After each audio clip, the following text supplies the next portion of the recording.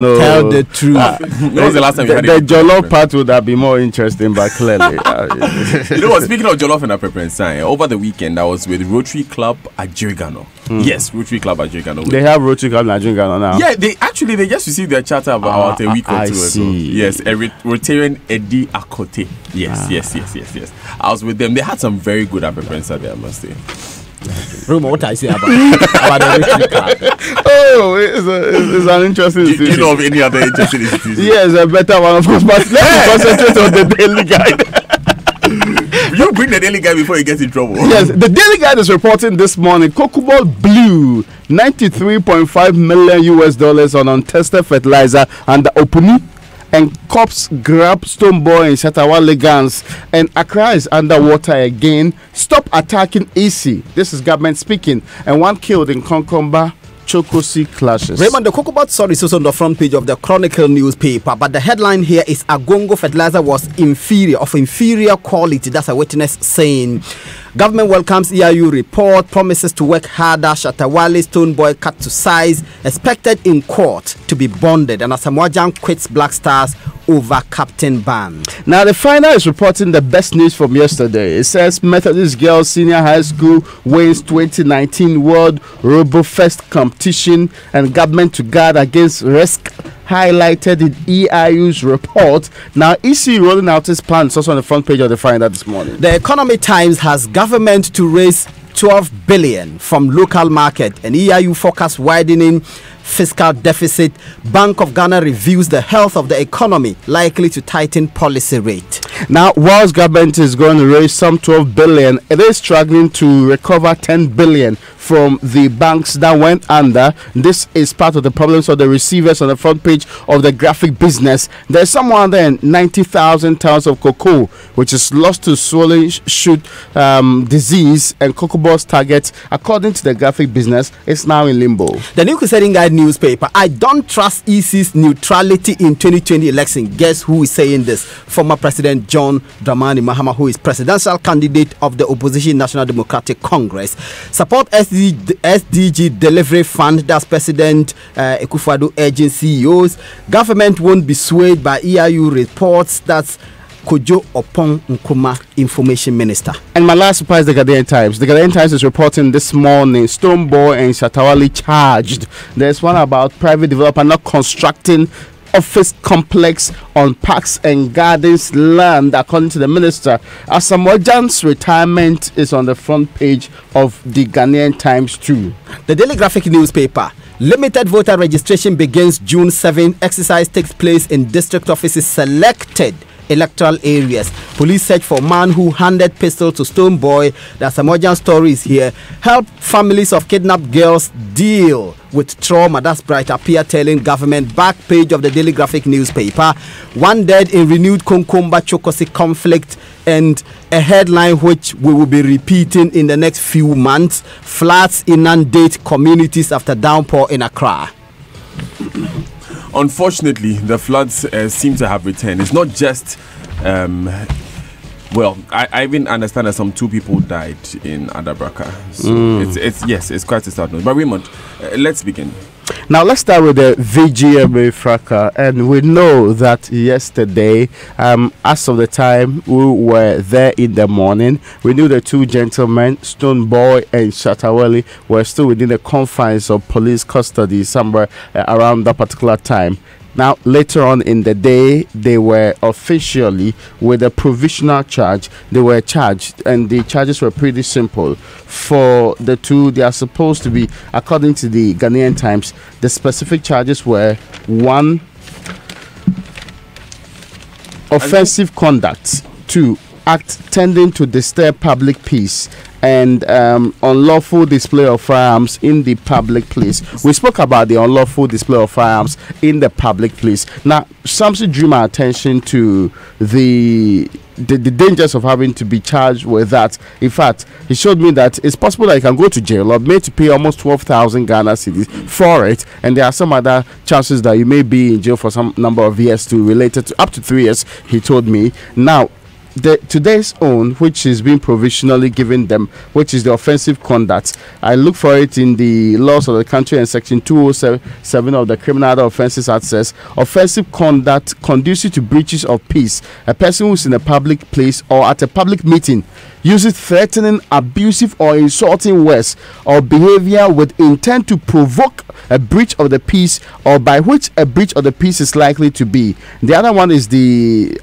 on section 298, that's acts tending to disturb public peace. It says whoever in any public place or in any public place within sight or hearing of persons then being in a place disturbs the peace by fighting or quarreling with any other person, or by making any loud or unseemly noise, or abets an unlawful fight, or uses or applies to any other person then being in such a place or within sight or hearing of, therefore violent or abusive term of reproach or signs of profane, indecent or obscene song, or exposes any defamatory or insulting writing or object, or with the intent of annoying or irritating any other person, and sings any scurrilous or abusive song or words, whether any person be particularly addressed therein or in guilty of any riotous act, indecently, disorderly, insulting behavior to the obstruction of annoyance of any passenger or person in such a public place, shall be liable to a fine not exceeding the whole Ghana city 200,000. So why can't lawyers write simple English? Yeah, I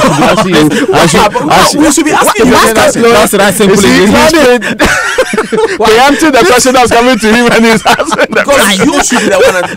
But just to be clear, yes. Guys. So Shatta Wale is the one who has been charged with this one, the offensive public conduct. Yes, act tending to disturb what they call of peace in a public place. Yes, and the offense to disturb the peace in a public and offensive public conduct. Yes. And Stonebwoy has been charged with the public display of firearms. That looks like a more serious one compared to this one. I'm just wondering. But you can still with the charge brought against Shatta Wale, if it was to be implemented across board, how many people in Accra will be rounded up? Making sudden noises. How many people will be rounded up? I have some people in mind that come quickly. They sing songs that I deem it unseemly. Are you suggesting that the young man could have been caught a long time ago? Yes, even before this thing happened.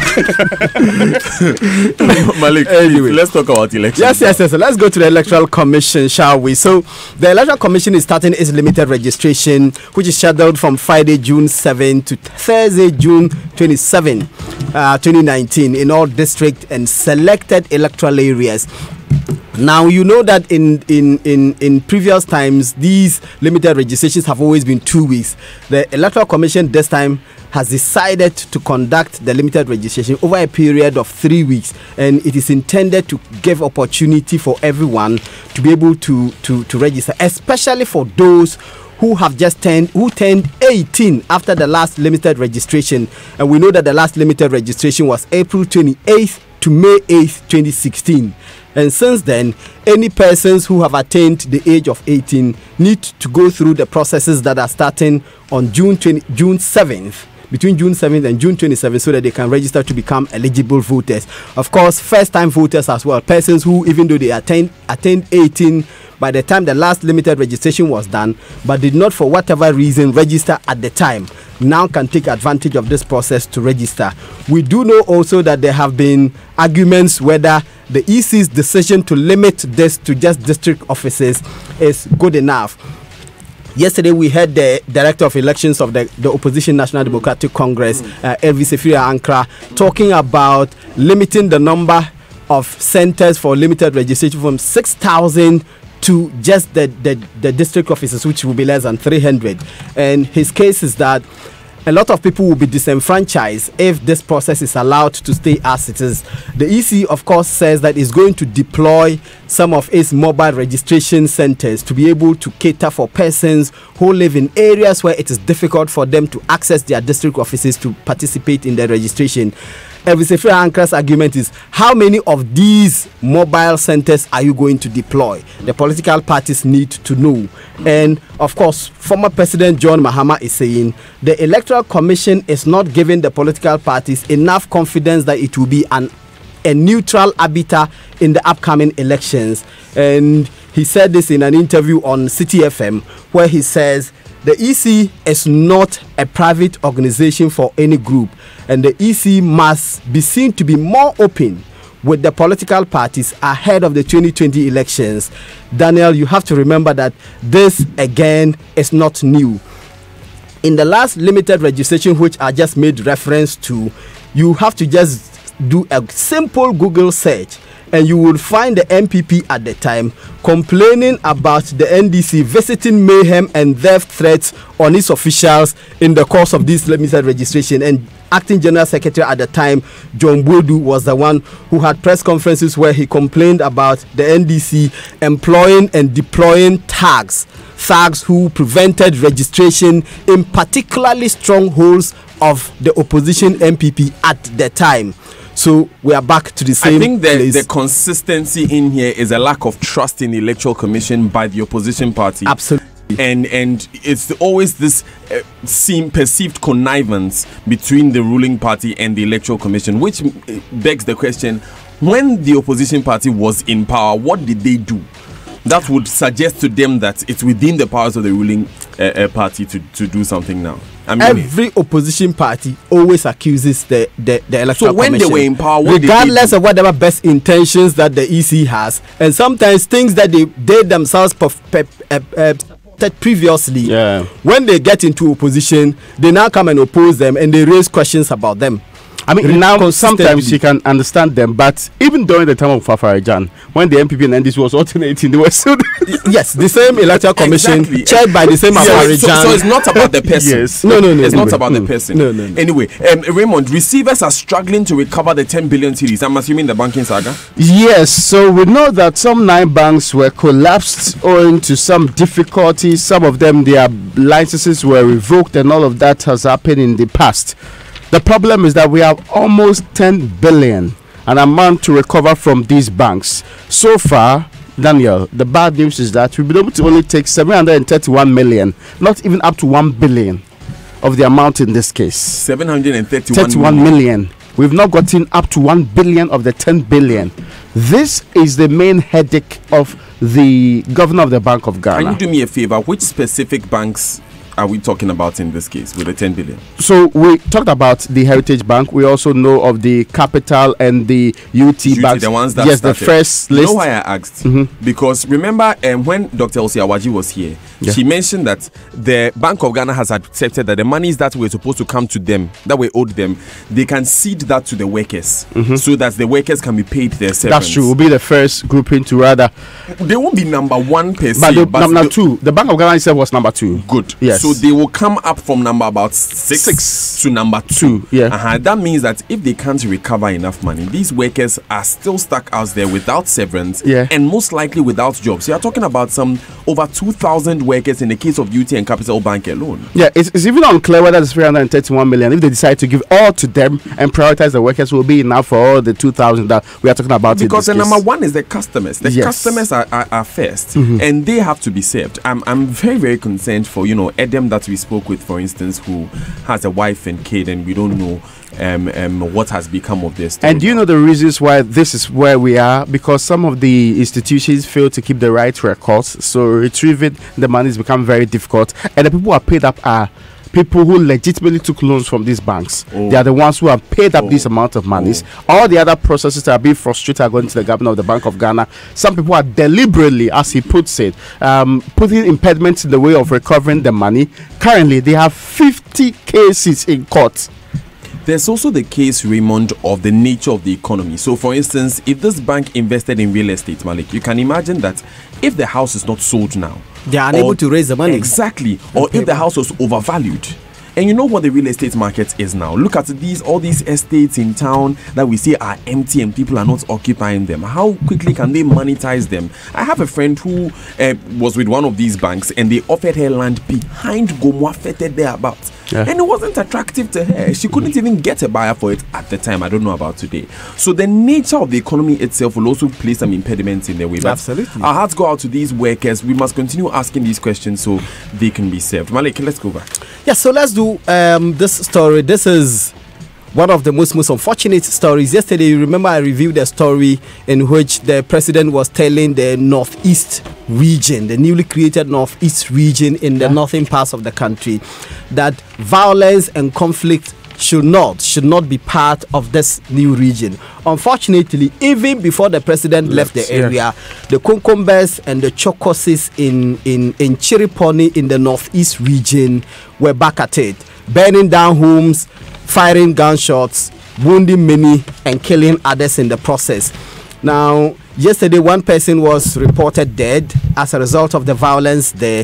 The Chiriponi District Coordinating Director, Alhaji Al-Hassan Fusaini, sustained gunshot wounds, according to the story by the Daily Graphic, filed by Samuel Duedu, that Al-Hassan Fusaini he sustained gunshot wounds. He was attacked and his official vehicle was set ablaze at a village called Garunkuka in the Chiriponi area there. Beyond him, many others were attacked and some homes were burned. The police have beefed up security, but the beefing up of security has not been deterrent enough for these two ethnic groups to desist from reprisal attacks and burning each other's homes and burning properties.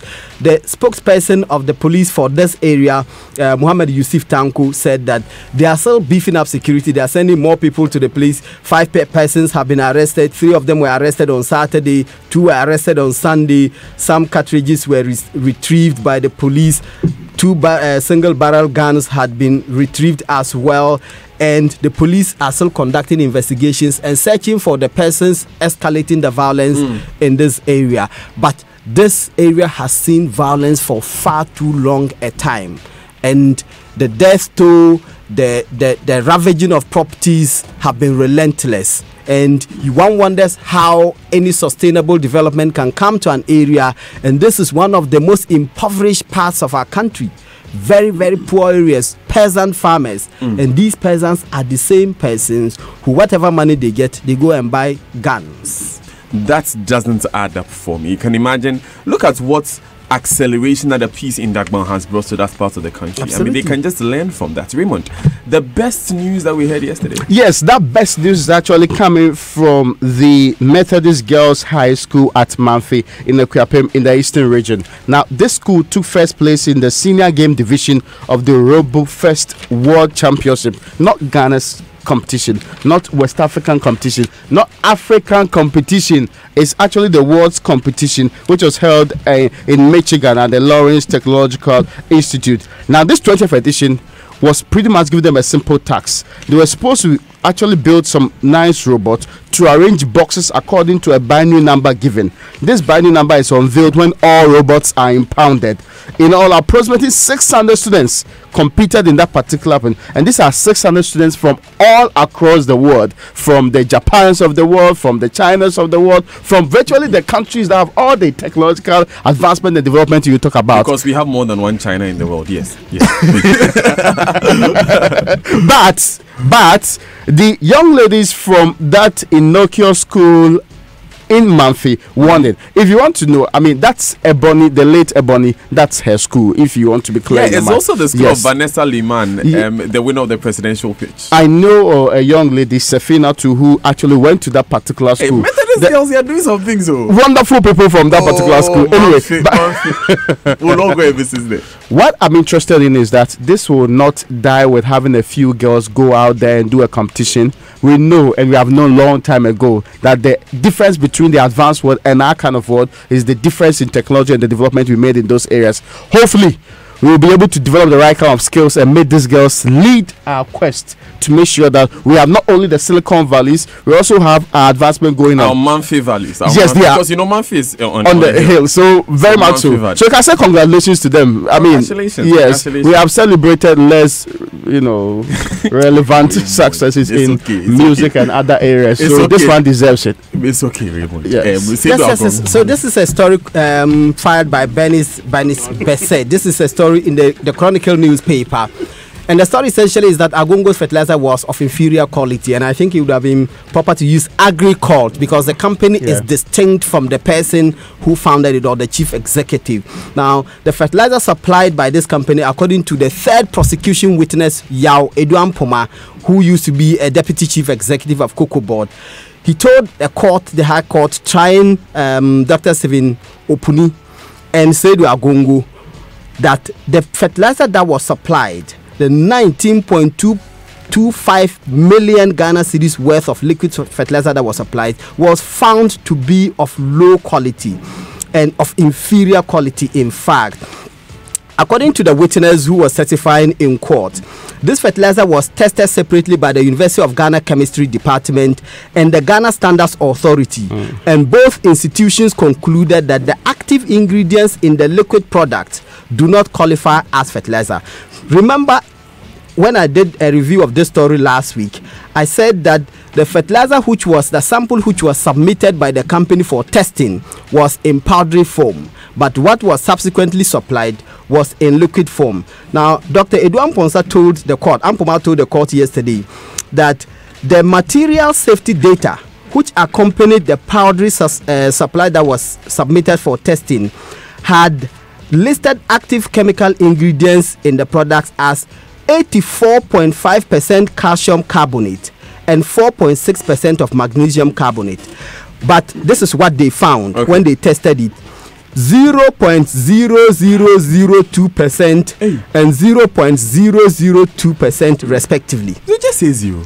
That's negligible quantities. That's what they found. So the two institutions then concluded that the ingredients in the products were insignificant to be applied to mature cocoa to enable the country derive the benefits thereof. It means you have to divide the number 1 by how many to get the 0.002.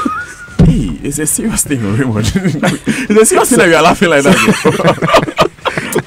Anyway, let's do the online news review now. It's brought to you by Zenith Bank in your best interest and Goil Good Energy. Now, make your day more productive by relying on quality fuel from Goil, your number one, your 3-time CIMG Petroleum Company of the Year. Diesel XP, Super XP, Goil Super XP and Diesel XP are additive to enhance strong engine performance and prolong the lifespan of your vehicle. Above all, you are guaranteed extra quality with our fuel analyzer from our mobile laboratory van. Get your money's worth every day by buying fuel and lubricants from any of Goil's over 360 service stations nationwide and experience good energy. Buy Goil, Grow Ghana. Goil, good energy. Goil, Yanara Yedia. Now go light with Zenith Bank and have dinner on us at the plush African Regent Hotel. To enjoy this offer, simply use any MasterCard to make a minimum purchase of 500 Ghana cedis on a Zenith Bank POS at the African Regent Hotel and be rewarded with a free dinner or a discount of 100 Ghana cedis on other meal options. Visit the African Regent Hotel today, use any MasterCard on a Zenith Bank POS and have dinner on us. Go light with Zenith Bank, pay light. Zenith Bank, in your best interest. Ghanaians feel insecure. Guess who's speaking, guys? The former president? Yeah, okay. John Dramani Mahama. He wants government action. Cultivation of 200-acre avocado plantain begins in Ebuaka under one district, one factory. All right. Adumonline.com. 12-year-old boy commits suicide. Very sad story there. This happened in the New Drabin South Municipality in the Eastern Region. He committed suicide in an uncompleted building at Kole Nkwanta. Oh, 12-year-old. Wow. It's a problem. The BBC.com has the latest on the Malawi election. Voters weigh up choice in close race. It's a very, very close range. Apparently, President Peter Mutharika is running for a second term against his own vice president, Solos Chilima and Lazarus Chakwera. All right, the winning candidate just needs to get the largest share of the votes cast rather than 50 plus 1% like it's done here in Ghana. All right, so we'll be looking at what's happening in Malawi. Let's take these important messages now. We'll be right back. Stay with us. Good energy powers the things that people do to empower themselves. It fuels family.